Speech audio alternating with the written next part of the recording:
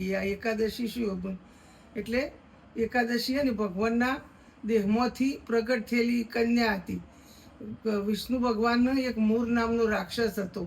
તે મારવા પાછળ પડ્યો હતો. તે વિષ્ણુ ભગવાન ગુફામાં પહેરી હોઈ જતો એ મૂળ રાક્ષસ પાછળ ઠેઠ ગુફામાં બેઠો અને પ્રભુ તો નિરોતી ભર નિંદરમાં હોતા હતા.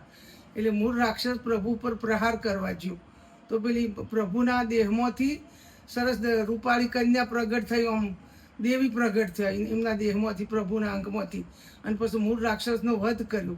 તો પછી કોલાહલ થયો યુદ્ધનો. એટલે પ્રભુ નિંદરમાંથી જાગ્યા અને જોયું તો કે ઓહો, આ મૂળ રાક્ષસને કને માર્યો?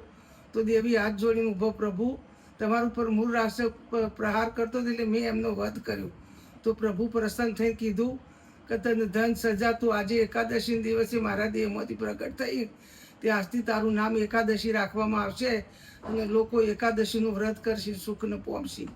આ એકાદશી વ્રતનો મહિમા. એટલે આપણે એકાદશી એટલે 11 કહેવાય.